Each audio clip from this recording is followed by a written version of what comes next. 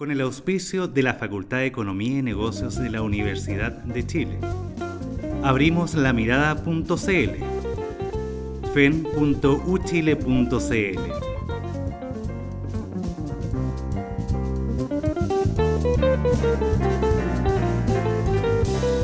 Presenta La Mesa. Bienvenidos a este nuevo capítulo de La Mesa, esta coproducción del Mostrador Mercados y la Facultad de Economía y Negocios de la Universidad de Chile.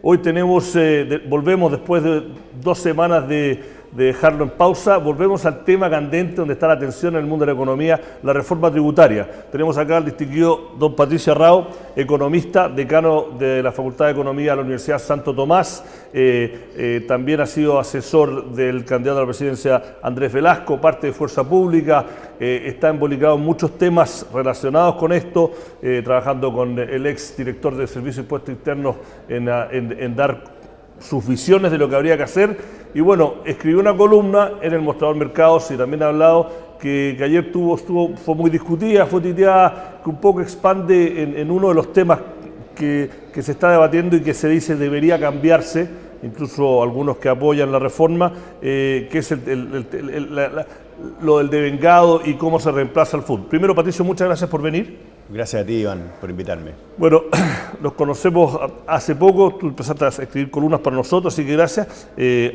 Tus columnas son influyentes, tienes experiencia en varios aspectos. Así que primero te voy a hacer una pregunta macro. ¿Qué opinas tú desde el punto de vista técnico, más allá de tu rol de política pública, de la reforma tributaria? ¿Y qué cosas tú crees que están bien hechas y qué cosas habría que cambiar? A ver, en primer lugar, yo estoy de acuerdo con la intención que tiene la reforma tributaria. Yo estoy de acuerdo que nuestro país está en condiciones de elevar la carga tributaria, que es necesario hacerlo. Tenemos muchas carencias, muchas necesidades, desde luego la educación, el principal motivador, y creo que 3 puntos del PIB es algo que perfectamente estamos en condiciones de hacer como país. Eso, a mi juicio, es lo esencial de este proyecto y también estoy de acuerdo con nuevos énfasis que ha tenido la discusión tributaria. Si nos remontamos a unos 4 o 5 años atrás, eran muy pocos los colegas que hablaban de que el sistema tributario tenía que ser para redistribuir. La redistribución de ingresos estaba más focalizada y se enfatizaba más el gasto, y que el sistema tributario debía principalmente ser eficiente y distorsionar lo menos posible la decisión económica. Yo creo que eso también ha cambiado y nos hemos sumado a ese cambio desde el punto de vista del debate público. Creo que efectivamente ha habido avances muy fuertes de concentración de ingresos que los países desarrollados, y todo este debate efectivamente ha llevado a que pensemos en los sistemas tributarios como un buen balance entre la eficiencia, el financiamiento, el ahorro, la inversión, no distorsionar las decisiones económicas y al mismo tiempo controlar e impedir que haya concentración demasiado grande y, sobre todo, muy importante, la inequidad horizontal de que se habla. Por lo tanto, esos 2 elementos, a mi juicio, son el corazón de la propuesta: levantar 3 puntos del PIB y hacerlo con lo que creo que hoy día es posible, recolectando esos recursos desde quienes más tienen. Pueden, ¿no? Habiendo dicho eso, creo que lamentablemente se eligió un camino que no es el adecuado y un instrumento que no es el adecuado. Modificar fundamentalmente la base de tributos a las personas desde una base retirada, percibida, como ocurre en todas partes del mundo, a una base atribuida o devengada, yo creo que es un error bastante grande y tiene 2 inconvenientes fundamentalmente. Por una parte, genera una enorme cantidad de dificultades de tipo hay dudas constitucionales, pero yo no soy abogado, por lo tanto en las materias constitucionales no me meto. Dicen que claro, que no hay que constitucional porque dicen que el Estado no puede gravarte por ingresos que tú ya no tienes. Por algo que no es tuyo. Claro. Y hay montones de problemas. Pero además yo creo que con esta fórmula, con este modo de gravar a las personas, el Servicio de Impuestos Internos y el Estado se está poniendo sobre sus hombros una enorme carga de administración y de control es extraordinariamente complejo tener que atribuir a todas las personas finales a través del mercado de capitales, a los tenedores de bono, a los tenedores de depósito, a quienes tienen acciones, todas las rentas económicas y genera problemas de administración bastante graves. Es muy fácil discutir con impuesto interno si uno tiene que reliquidar o arreglar su liquidación porque sucede que declaró mal, porque hay que demostrar los recursos que uno recibió para poder discutir con impuestos internos. Pero si sucede que ahora vamos a estar siendo atribuidos por rentas que no tenemos, incluso todos los accionistas del país, grandes y pequeños, van a tener que pagar la proporción que les corresponda por las rentas, las utilidades de una gran empresa, porque tuvieron una acción el 31 de diciembre, eso va a generar una cantidad de problemas enormes de administración. ¿Pero tú te estás refiriendo a problemas logísticos o problemas económicos para la economía? Yo me refiero primero a todos estos temas administrativos. Uno tiene que tener un sistema simple, que funcione bien, que sea operativo, que tenga historia, jurisprudencia, y todas esas cosas se están borrando con este cambio, porque además no existe en ninguna parte del mundo. Y la razón por la que no existe es porque es extraordinariamente complejo hacerlo. Solamente existe en formas voluntarias. En algunos países los empresarios pueden elegir integrarse porque de esa manera pueden pagar menos que lo que pagan si no están integrados. Y mi preocupación como economista, mucho mayor más que esa, que finalmente tiene que ver con control y administración, es el impacto que esto va a tener en la acumulación de capital, en el ahorro, en la inversión, en el crecimiento, que es lo que se ha discutido muy ampliamente. Y yo creo que ahí estamos definitivamente subestimando lo que significa irnos a tasas de acumulación de capital o tasas de impuesto a la renta de las más altas del mundo. Me refiero a la parte que se retiene en las empresas, la parte que ahorran los empresarios. Todos sabemos que por lo que se retira hoy día el empresario debiera pagar el global complementario, que llega hasta un máximo de 40, pero por la parte que retiene, que invierte en maquinarias, en equipos, inversión o recircula en el mercado de capitales, a mi juicio me parece mala idea que esa tasa sea la misma que la tasa del consumo, puesto que quienes toman las decisiones de inversión, en su gran mayoría de la inversión del país, son las empresas más grandes, medianas. Pero el argumento que se ha hecho, primero que el hecho de bajar, y tuvimos acá un invitado de Libertad y Desarrollo, que no necesariamente estaría a favor un economista, que él tenía muchos reparos, incluyendo que creen que mejora el crecimiento, pero una de las cosas que sí habló sobre eso es que históricamente uno puede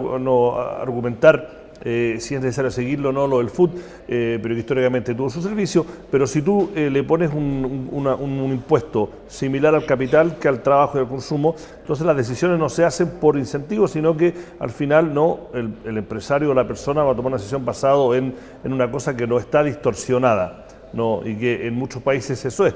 Chile tiene muchas cosas que son únicas en nuestro sistema, incluyendo que es complementario, que está incluido, que es integrado.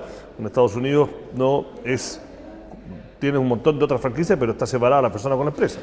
Sí, pero por eso, yo primero quiero referirme a la renta atribuida de las personas versus la renta retirada de las personas, lo que es especial, específico y único en el mundo es hacer renta atribuida a todas las personas, todo tipo de accionistas, todo tipo de rentas que tú recibas. Eso es algo complejo y al final lo que hace es que te lleva a no poder diferenciar la tasa marginal del consumo de la tasa con la cual tú vas a reinvertir tus ahorros. Pensemos, Iván, en los trabajadores que ahorran en el sistema previsional chileno. La parte que retienen para consumir está grabada con el impuesto global complementario. La parte que ahorran, ya sea obligatoria o voluntaria, el sistema BB, tiene impuesto cero. Se baja a cero esa tasa, se descuenta de la tasa imponible, y claro, eso es para estimular el ahorro. A nivel empresarial es más o menos lo mismo. La parte que se retira para consumir está grabada con el impuesto global complementario, y ahí tenemos un problema porque no estamos grabando adecuadamente todos esos retiros, y ese es el problema del FUT. Sí. Y la parte que se retiene, la parte que se reinvierte en maquinaria, no debe tener la misma naturaleza de carga tributaria que la parte retirada. Y si la van a tener igual, tiene que ser a un nivel razonable de manera de no afectar el proceso de reinversión. y no vamos a bajar la tasa máxima a un 25%, que es el promedio que tienen los países de la OCDE para acumular capital. Entonces aquí el problema que veo en este sistema atribuido es que no permite hacer esta diferenciación. Sí coincido que es necesario acercar las tasas y ahora nos estamos yendo de 20 a 25 en la acumulación de capital, en las utilidades retenidas. Pensemos en el impuesto corporativo o de primera categoría como el impuesto por la parte retenida de la empresa. Porque la parte retirada de la empresa va a ser 35, ya sea, va a ser el global cuando esté integrado de la forma en que tenemos nosotros en el FUT o de la... si se desintegra el sistema, normalmente igual se recarga con un impuesto adicional los dividendos, los retiros. Entonces, 35%, que es la tasa a la cual va a estar grabada la mayoría del capital que se acumula y se retiene, es una tasa muy alta, es de las más altas de la OCDE y pone en riesgo nuestro crecimiento y el financiamiento de nuestra inversión. Han habido muchos, no solo del gobierno, pero incluyendo un informe de la Rainvial en que se los dio a sus clientes extranjeros, diciendo que lo del 35% era una acusación que era un mito, que solamente iba a afectar a muy poco, que en ese sentido el gobierno tenía razón. Tenía muchos reparos ese informe acerca, pero esa crítica que a todos los empresarios que van a dar 35%, no, yo no soy experto tributarista, yo sé que ha sido una de las grandes críticas, sobre todo la derecha empresarial, pero gente que en teoría estaría de acuerdo, lo ha dicho muy claro. No, es cierto lo que estás diciendo. No que ese 35% se quedó como un titular que pegó. No, es correcto cuando se dice que el 95% de las empresas del país no van a estar grabadas con el 35%, porque el empresario, el dueño de esa empresa, no está grabado con el marginal alto del 35% o del 40%. Eso es verdad. Esas son tanto la mayoría de las empresas micro y pequeñas.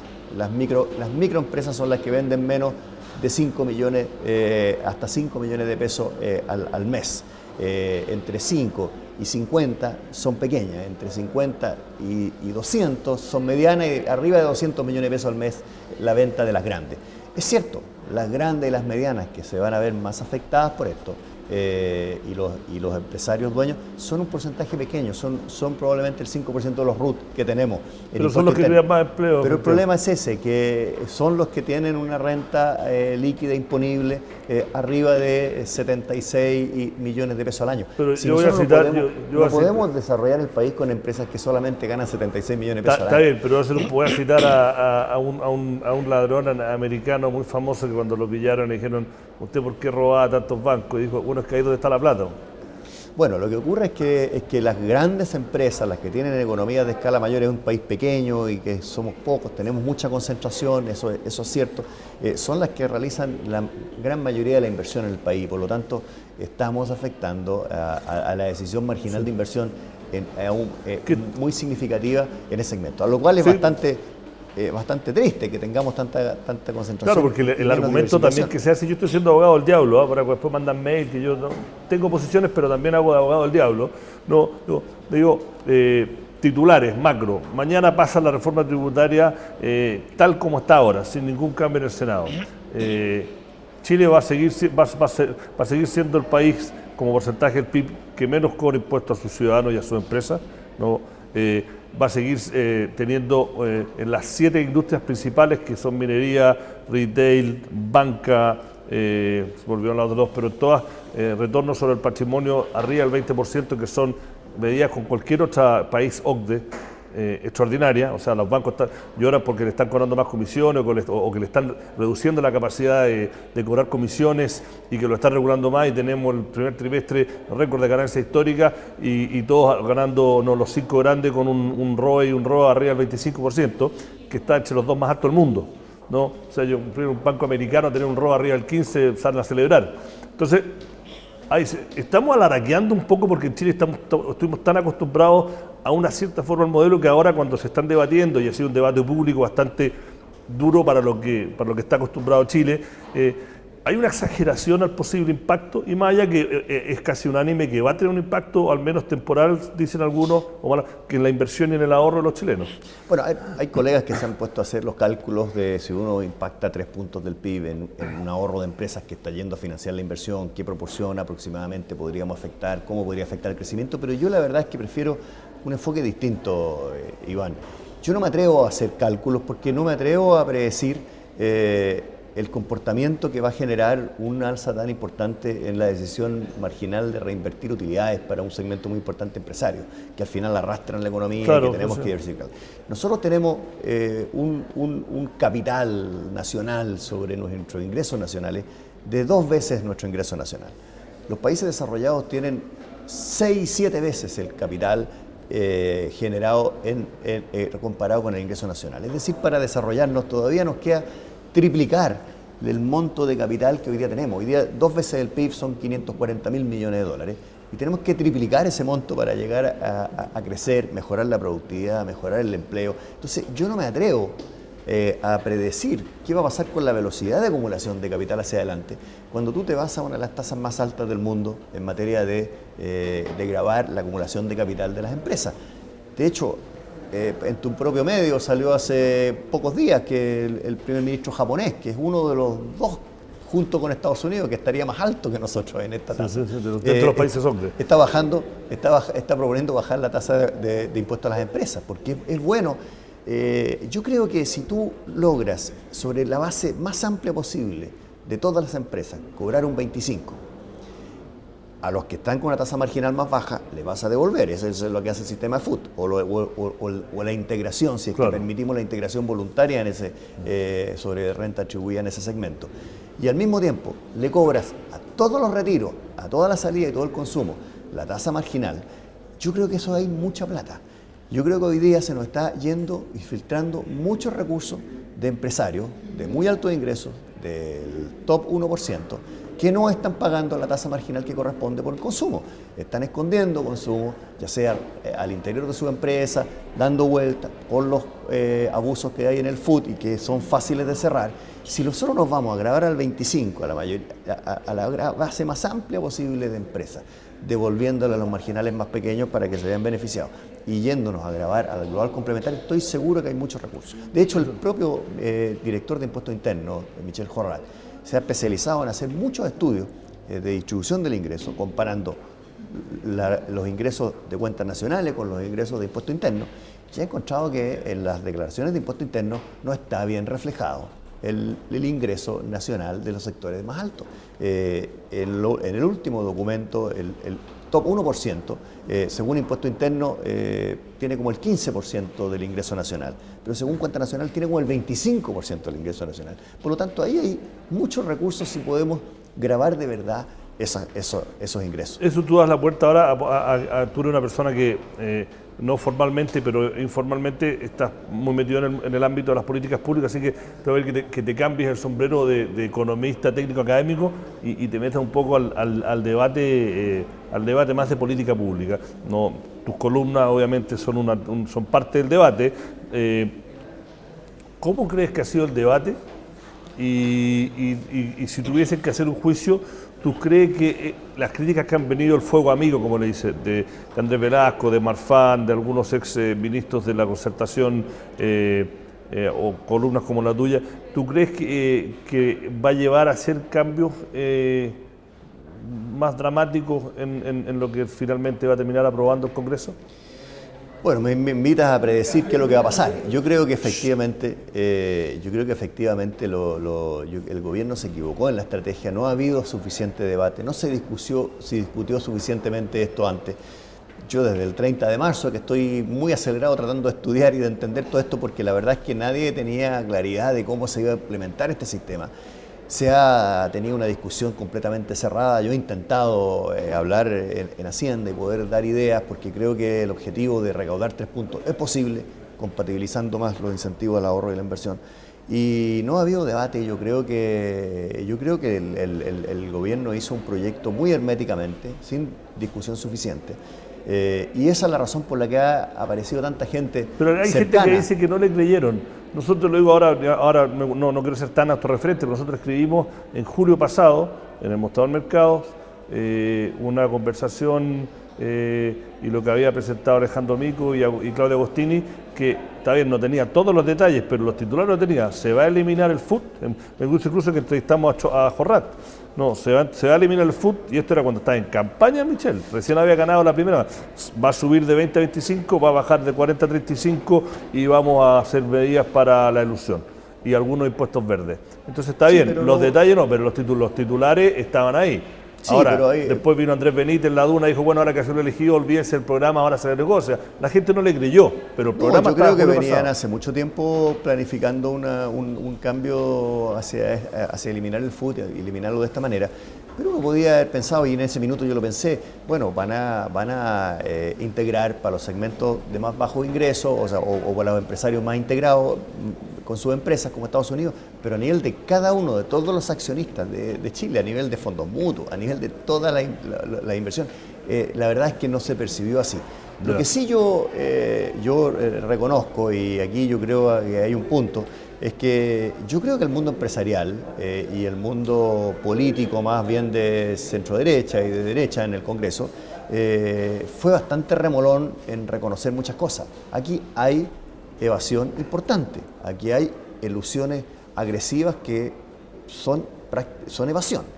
Y aquí ha habido intentos por cerrar estos abusos del FUT muchas veces que no han logrado pasar en el Congreso, porque había obstáculos y vetos de parte, principalmente, de legisladores de centro-derecha. Y por último, nos demoramos 15 años en subir el impuesto de primera categoría de 15 a 17 y un terremoto para llegar al 20. Yo creo que en eso hace rato que teníamos más capacidad de aportar desde el punto de vista del impuesto a las empresas, y un 25, grabado muy ampliamente, nos permitiría hacer eso ahora, recuperar muchos recursos. Un sistema FUT permite que la base sea sencilla de control. Fíjate tú el argumento, Iván, que te voy a dar. Los países desarrollados, que casi todos tienen tasas más altas que el 20 nuestro, recolectan entre 3 y 5 puntos del PIB en el impuesto corporativo. El mismo monto, incluso menos que lo que reclamamos nosotros con un 20. Eso es porque ellos tienen que, en ese sistema desintegrado, poner muchos sistemas de arrastre de pérdidas, de deducciones y para no afectar la inversión significativamente, porque nadie puede o está dispuesto a acumular muy aceleradamente capital si le vaya a traer el 35 o el 40%. Y ahí es donde es necesario pensar un poco más, es el nivel. Un impuesto 25 estaríamos bien, estaríamos en el medio de la OCDE y estaríamos recolectando el impuesto a empresas más que la OCDE. Y ahí es donde nosotros quizás debiéramos revisar el tema de la renta retirada y ver si desintegramos, eliminando el FUT, o eliminamos los abusos y dejamos muy agotado un sistema que sea eficiente para el ahorro y la inversión, además de la equidad horizontal. Te tengo que dejar con eso porque se acabó el tiempo. Patricio Arrau, muchas gracias por haber venido. Gracias a ti. Este ha sido un nuevo episodio, otro capítulo de La Mesa, esta coproducción del Mostrador Mercados y la Facultad de Economía y Negocios de la Universidad de Chile. Síganos por Twitter, en Facebook, y será hasta la próxima. Muchas gracias. Muchas gracias, Patricio. Gracias a ti, Iván.